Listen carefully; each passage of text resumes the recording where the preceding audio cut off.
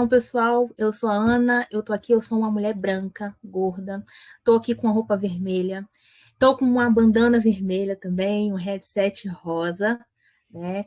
Atrás de mim tem uma prateleira com alguns livros aqui, tem um bonequinho do Stitch, tem uns cubinhos do Mario, e eu tô aqui para poder compartilhar o conhecimento com vocês. Deixa eu compartilhar minha tela aqui, pessoal.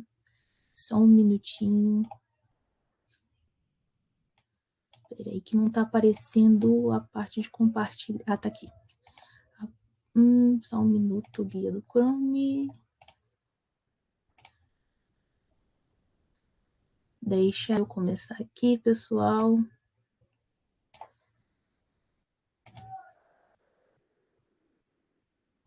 Se tiver algum problema aí com a apresentação, pessoal, vocês podem me avisar aí, tá bom, Carol? Por favor. Mas vamos lá, pessoal. Por que devemos falar sobre etarismo? Meu nome é Ana Carinani, eu sou cientista da computação, team leader de engenharia de produto, mentora de mulheres e gamer. Essa é a agenda de apresentação que nós vamos seguir hoje. Eu vou falar um pouco, vou fazer uma introdução, falar um pouco sobre preconceito, intolerância, vou falar o que é etarismo, a inexistência de promoções para grupos 40 a mais, vou falar sobre o corte de colaboradores acima de 40 anos, quais são as consequências do etarismo na sociedade, vou falar sobre uma estratégia de inclusão, vou falar atitudes etaristas que são ocultadas dentro das organizações, vou falar sobre vocabulário e atitudes excludentes etaristas e vou mostrar alguns depoimentos de algumas pessoas que sofreram discriminação e preconceito e no final, vou falar um pouquinho o que pode ser feito para a gente combater o etarismo e uma conclusão e abrir o espaço para perguntas. Nesse slide, eu trago aqui um pouquinho sobre mim, sobre a minha história, por isso que eu gosto de botar bastante imagens aqui. Eu trago aqui a foto da minha família, que é a minha base, trago ali a foto da minha sobrinha, que é a Lara Croft, trago a foto do Rafael Cauabanga, que é o meu cachorro, que eu sou mãe de pet. Tem algumas fotos ali de algumas apresentações que eu já fiz, tanto no presencial quanto também de forma remota aqui no TDC e em outros lugares. Né? Aí eu trago a logo de algumas organizações, porque eu gosto de me apresentar quando eu começo as palestras dizendo eu sou uma cientista da computação que eu sonhava em ser professora e hoje eu me especializo em pessoas. Eu tenho formação também em especialização em gerenciamento de projeto de TI, gestão de pessoas e liderança, diversidade, com foco em violência de gênero. Hoje eu estou estudando gestão de produtos e também psicologia positiva. Ali eu trago a logo de algumas certificações que eu tenho na área da agilidade e ali a logo de alguns projetos que eu atuo como mentora voluntária no projeto, na comunidade Mulheres Agilistas, no programa Mentora aí e no programa Mentora. Hoje eu sou team leader na Syncidia e eu faço um trabalho também nas redes sociais, divulgando conteúdo de jogos, né, fazendo algumas gameplays. E ali no canto eu trago uma personagem de empoderamento feminino, que é a Chun-Li, que é a personagem que me representa. E no cantinho ali tem uma foto minha com o cosplay da Chun-Li. Então, agora que vocês me conhecem, vamos lá começar a nossa apresentação. Eu começo com a frase: se você não promover a inclusão de maneira deliberada e proativa, estará mesmo que não intencionalmente promovendo a exclusão. Essa é a frase de Joe Gerstand. Outra frase que eu curto bastante, que eu gosto de colocar, é que a diversidade é a fonte da nossa riqueza. Quanto maior a diversidade dentro das organizações, pessoal, a gente aumenta a criatividade, a inovação e os lucros da organização. Vamos lá, então. Mariana tem 40 anos e se candidata a uma vaga de emprego. Durante a análise de seu currículo, a equipe de recrutamento e seleção opta por descartar a Mariana do processo seletivo. Apesar de ela ter todas as capacidades técnicas descritas na vaga, ela foi considerada como uma pessoa de muita idade para concorrer ao cargo. João tem 55 anos, profissional extremamente experiente do ramo de e-commerce e decide realizar uma transição de carreira para a área de tecnologia. Realiza cursos, treinamentos, mentorias, criou vários projetos práticos e está no 7º período de uma graduação de tecnologia. Mas toda vez que ele participa de um processo seletivo para estagiário ou vagas para profissionais júnior, é desclassificado pelo fator idade. Marcos tem 23 anos, é um profissional atuante em uma empresa de consultoria de software. Possui 3 anos de experiência na empresa, uma graduação, uma pós-graduação, está sempre se reciclando, né? E ele está tentando uma promoção.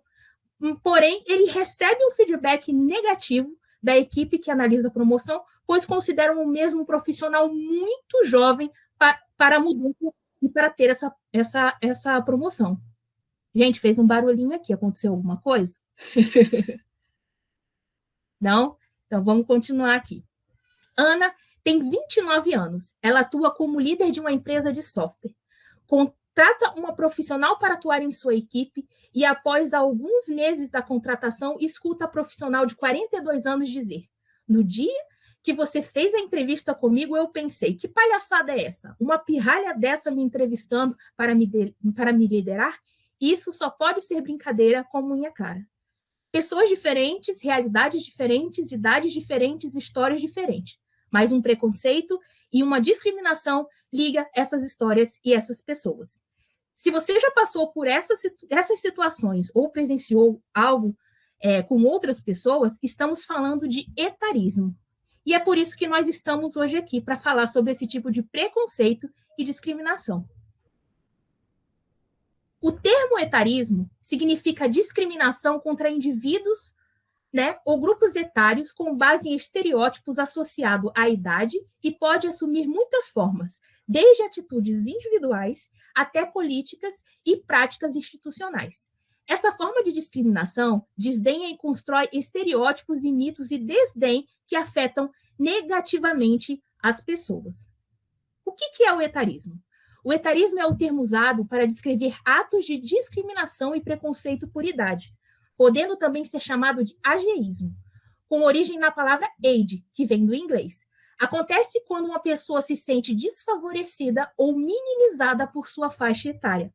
Levando o conceito para o ambiente de trabalho, é uma vertente que tem pouca atenção no universo de diversidade e inclusão, porém, é mais comum acontecer casos de etarismo do que a gente pensa. De acordo com algumas plataformas de recolocação e desenvolvimento profissional para pessoas com mais de 50 anos, o preconceito vai além da idade. São estereótipos ligados à cultura que essa pessoa estava inserida e às oportunidades geracionais. Pessoas idosas, por exemplo, são menos consideradas para posições de emprego que envolvem habilidades tecnológicas do que os jovens, uma vez que estes já cresceram na era digital. Um estudo da consultoria PwC com a Fundação Getúlio Vargas estima que 57% da força de trabalho no Brasil terá 45 anos ou mais em 2040. Pensando nisso, as empresas devem levar em consideração este pilar nos seus esforços de diversidade e inclusão. Afinal, o problema deixa de ser fora do mercado para ser uma parcela muito grande e muito relevante da nossa população. O problema não acontece apenas com pessoas mais velhas, como se tem nos exemplos. Muitas vezes, os jovens sofrem com o etarismo também, tendo suas ideias desconsideradas ou não levadas a sério, e suas capacidades técnicas serem questionadas e não levadas em conta dentro das organizações. De acordo com um estudo realizado pela a APA, né, a discriminação pela idade é uma questão tão séria que precisa ser combatida na mesma intensidade que os outros preconceitos, sejam eles de gênero, de raça ou de condição social. Essa pesquisa também revela, ainda que os estereótipos negativos do envelhecimento gerem tratamentos injustos, muitas vezes eles são até cruéis com os adultos que são mais velhos e os profissionais mais experientes. Esse cenário se torna mais preocupante quando a gente olha para o nosso futuro. Segundo dados da Organização das Nações Unidas, a população mundial envelhece muito rápido, né? E a projeção é que o número de pessoas com mais de 60 anos atinjam a marca de 1 bilhão em 2030. Para que o mesmo etarismo não cresça do mesmo ritmo, é importante que a sociedade e o mundo corporativo invistam em ações de conscientização, em especial nas que fortalecem o combate contra esse tipo de preconceito. Os mais jovens e os mais maduros sofrem com práticas etaristas, mas na apresentação, no momento, a gente vai focar um pouco mais nos profissionais mais maduros, pois a incidência e a discriminação e o preconceito com eles acontece mais frequentemente.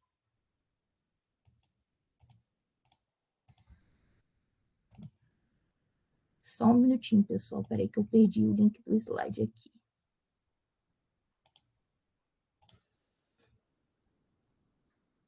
Vamos falar algumas situações aqui que acontecem. Inexistência de promoção para os grupos de 40 a mais.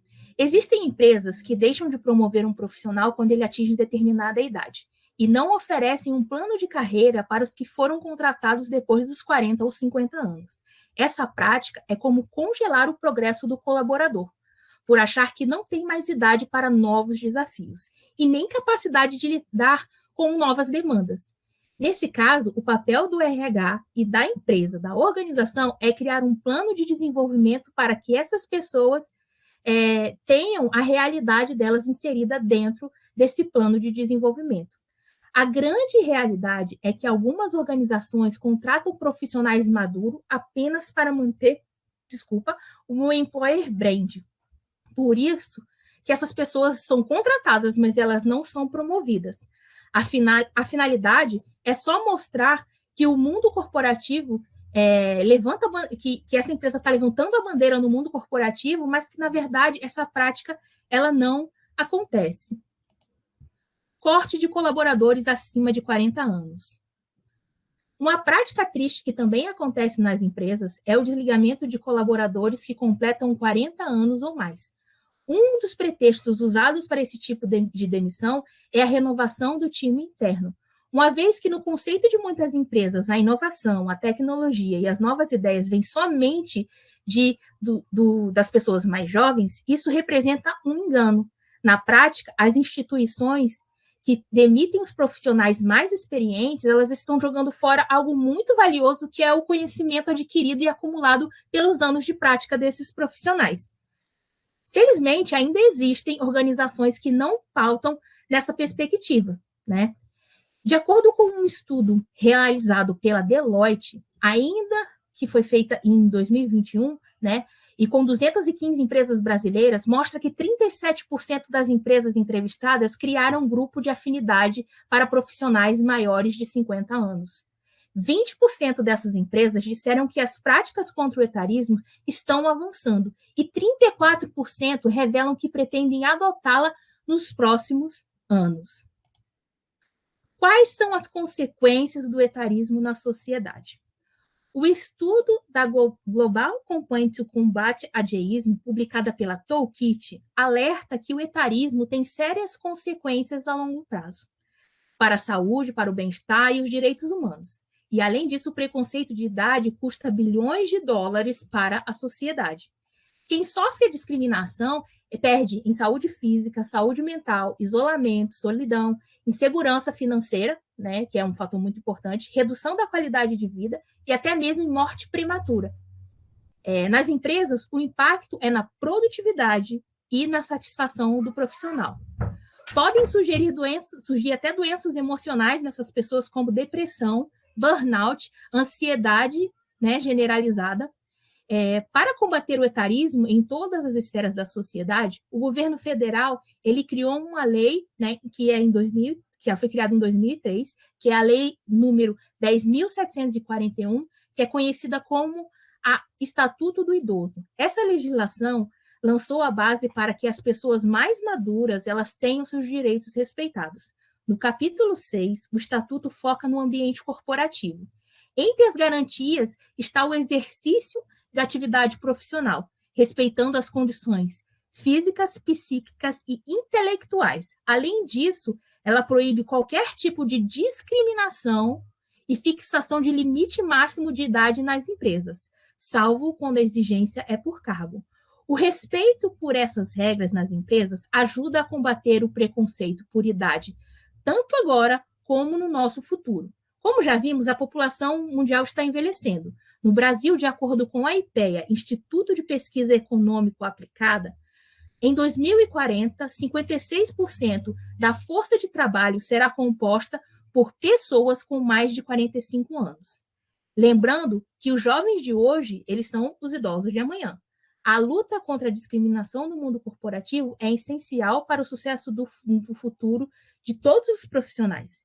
Do contrário, a gente vai ter geração de trabalhadores com saúde física e saúde mental deterioradas, baixa autoestima e muito vulneráveis. Aqui eu trago uma estratégia de inclusão que é bem importante para ser adotada pelas empresas, né? Que seria a inclusão de profissionais acima de 40 anos. Nós temos também aqui alguns benefícios que a empresa sentirá ao investir nesse tipo de estratégia. Primeiro benefício, maior desempenho e cooperatividade. A diversidade etária no ambiente, ela melhora o desempenho, a cooperabilidade dentro da organização. Em razão de que a experiência de profissionais mais maduros ajuda na geração de boas ideias para os projetos internos. Por outro lado, o vigor, a inovação e a facilidade de lidar com o digital, que é uma característica que é marcante de outras gerações, que são um pouco mais jovens, como a Y e a X, impulsionam nos resultados. Essa mescla etária auxilia também na melhora das tomadas de decisões e soluções de problemas complexos. Ponto 2. Humanização dos planos de carreira. A humanização do ambiente de trabalho é um dos objetivos de muitas organizações. Uma atmosfera interna humanizada eleva a satisfação e a produtividade dos colaboradores. Quando se fala de diversidade e inclusão, a humanização deve ser também parte do plano de carreira. Como que a gente faz isso, né? A gente tem algumas estratégias que a gente pode destacar. Construção de trilhas de carreira para profissionais com mais de 40 anos, criação de cargos, funções e promoções para colaboradores mais maduros, elaboração de políticas que fomentem a diversidade etária nos processos seletivos internos, e quando essas e outras ações são implementadas, a empresa receberá, né, e ela vai perceber que, devido ao grau de experiência dos colaboradores com maior vigência, a qualidade das demandas vai aumentar. Próximo ponto, menos rotatividade de funcionários. Se não existe etarismo no trabalho interno, a organização terá menos taxas de rotatividade dos seus colaboradores. Esse aspecto positivo acontece porque os profissionais maduros tendem a permanecer mais tempo dentro das organizações. Além disso, essa estratégia reduz os custos de verbas rescisórias, recontratações e treinamentos. Impulsionamento da inovação. Um time formado por profissionais de várias idades reúne diversas habilidades, experiências, perspectivas e perfis comportamentais. O resultado é uma rica fonte de inovação. Melhoria na reputação da empresa. Empresas que estimulam a cultura da inclusão são vistas como modernas, acolhedoras, inovadoras, por isso a diversidade etária melhora o employer brand da sua organização. Essa característica atrai talentos profissionais diversos para o processo de recrutamento e seleção e, consequentemente, para o seu time interno. Ajuda a combater o preconceito. As novas atitudes corporativas tendem a ser cada vez mais humanizadas, pois o comportamento da sociedade, tanto dos trabalhadores quanto dos consumidores, é bem diferente de 30 a 40 anos atrás. O preconceito com qualquer grupo específico não é visto dentro do mercado competitivo e precisa ser combatido com muita intensidade. Uma das melhores armas para combater é dar oportunidades iguais a todos os profissionais de diferentes idades. Assim, a sua empresa ela se posiciona como uma aliada de todos que lutam contra qualquer tipo de discriminação. Aqui eu trago uma atitude etarista que ela é ocultada dentro das organizações. E eu vou contar para vocês qual que é. Em muitos processos seletivos, o etarismo ele não é anunciado, ele é ocultado. Como que funciona, Ana? Nos anúncios de vaga, não há nada que indique a rejeição do profissional que tem acima de 40 ou tem acima de 50. Porém, os recrutadores eles dispensam os currículos enviados pelos candidatos de mais idades, sem nem ao menos entrevistar, fazer uma triagem, entender a condição técnica do profissional além do que veio escrito. E quando esses profissionais eles são chamados para as entrevistas, normalmente eles perdem a vaga para um profissional jovem que tem as mesmas qualificações e competências e habilidades. Esse tipo de recrutamento ele não é nem um pouco diverso e inclusivo. A inclusão nada mais é do que uma empresa que dá oportunidade para todas as pessoas, desde a idade, gênero, religião, orientação sexual e condição física. Hoje, o etarismo, gente, ele é o principal preconceito social que é mais tolerável, né, digamos assim. Hoje as pessoas elas toleram muito o etarismo. Aqui eu trago alguns exemplos, pessoal, de alguns vocabulários e atitudes excludentes etaristas. Eu tinha uma lista muito grande, mas eu tive que reduzir isso em dois slides aqui para a gente poder trazer alguns pontos e eu vou comentar aqui com vocês, tá bom? Vamos lá para algumas falas aqui. Frase número 1. Você deve ter sido muito bonito. Quando a pessoa fala uma frase dessa, ela quer dizer, você, agora, hoje você é uma pessoa mais madura, então você era bonito na juventude. Querendo dizer que uma pessoa ela não pode ser bonita com a idade que ela tem, né? Ponto 2. Ele não entende dessas coisas, pois já está muito velho. Quem nunca ouviu esse tipo de fala, né, gente? Por exemplo, tem uma que é disfarçada de elogio. Ele tem um espírito jovem. Quando você diz isso para uma pessoa, você está querendo dizer, você é uma pessoa, né, que quer lá afirmar, você é velho, mas você tem energia, você tem alegria, você tem disposição, você tem um espírito jovem. Isso são coisas que a gente não deveria falar, né? Você não tem mais idade para isso, é algo muito comum da gente ouvir. As pessoas falando, você está parecendo meu pai, ou está parecendo minha mãe, ou está parecendo minha avó. Isso é coisa de velho, isso não é do seu tempo, isso é coisa de tiozão. Fulano é um pé na cova. Gente, são coisas que a gente não deve falar, né? Continuando aqui a lista, gente, tem assim também, eu também tenho cabelo branco, é disfarçado de, você tá reclamando do seu cabelo branco, porque, você tá preocupado com o cabelo branco, eu sou novo, mas eu tenho cabelo branco. São falas disfarçadas. Outra é assim, fulano é mais novo do que eu para ser minha liderança. Quantas vezes a gente pega dentro dessas organizações e das organizações esse tipo de comportamento, de fala e de preconceito? É gigante. E com certeza tanto ofende para as pessoas que são mais maduras quanto as pessoas que são mais jovens. Então a gente tem que ter cuidado porque com essas falas que às vezes o pessoal coloca, e não só tem falas que ofendem as pessoas mais maduras, mas as mais jovens também. Falar, isso não é do seu tempo, lugar de velho é em outra fila, essa aqui é a fila dos normais. A diferença de uma pessoa mais madura não é pessoa normal, gente. Então, isso são falas que a gente não deve falar, mas é usada com muito constante, né? Deixa eu ver aqui. No velho e no menino, o benefício é sempre perdido. É um ditado popular e dadista. Ele é duas vezes ofensivo e tem gente que usa isso. Tem aquela outra também que é muito conhecida, que tem até música, que é Panela Velha, quem faz comida boa, que é uma objetificação, inclusive sexual, da pessoa mais experiente. E tem outros como pare de falar como se fosse um velho.